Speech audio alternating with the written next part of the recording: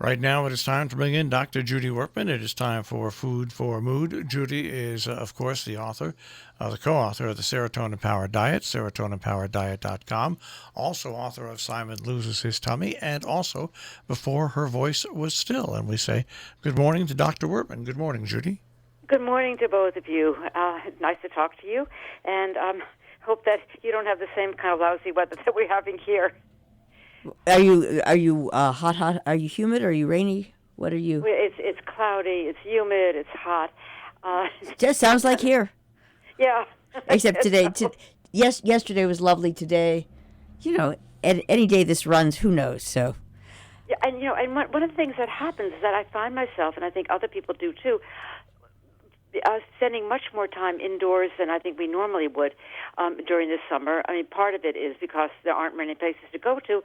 Part of it is the heat. And fortunately, I've been able to, over the last really couple of months, break up the sometimes monotony of the day by participating in a online course that takes place every day, Monday through Friday, just for about a half hour. But we've been doing this for about 2 months now, maybe a little over. And one of the things that and in fact I wrote about this, sent it to you, Jill, one of the things that I realized is that even though I've been meeting the same people, about 9, 10 people show up every day, for maybe even 3 months, I can't even remember that far, I don't really know them except, by their names, and occasionally they, will ask questions, add comments, you sometimes start a conversation. Most of the time, the course is really directed by the instructor, or the conversation is directed by the instructor. And I realized that this is a totally new experience for me, and perhaps for anybody else who's been involved in the same kind of online course. These are people that if I met, at somebody's home, for a barbecue, or bumped into at a supermarket or what have you, I wouldn't really know who they are. Yet I've been seeing them day after day after day. But what I've been seeing is basically their head, and maybe a little bit up, the upper body, and sometimes depending on how they position their computer, I can look into their kitchen or their bedroom or their spare room or their office or what have you, and get a glimpse of what their homes look like. This guy has like a messy desk, and that woman has really a beautiful kitchen. Where does she have it done? That's the sort of questions I ask myself. But I again, my involvement with him, my acquaintance with him is very much limited to this thumb-sized frame in which we are all put. And the instructor mentioned a couple of days ago that maybe when the course is over and we can all really meet easily without worrying about contagion and what have you, we should have sort of a closing course, supper together. And I thought, do I really want to do this? Because I know these people virtually. And what will happen to my perceptions of them when we should possibly meet in actuality?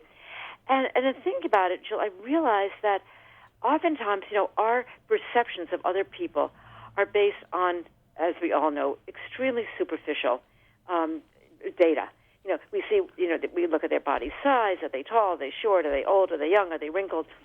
Do they have great hair? Are they bald, etc.? And many times, what they're wearing, how they present themselves, and indeed, there's sort of a whole industry there was, telling us how to dress for success, how to dress to impress people, how to dress to convey a certain image. But you don't get any of that when you meet people online.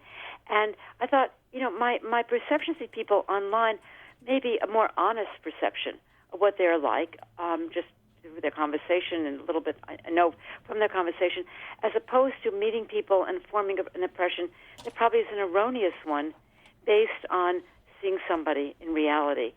And I think it occurred to me that maybe we are recognizing the biases that we, of course, we know are there anyway, that we bring to a meeting of somebody who, in a social situation or in a work situation, because we just impose on our impressions all of our preconceived notions.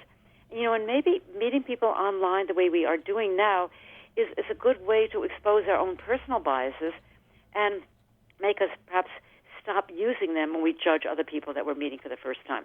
It may be an unintended positive consequence of all the social distancing.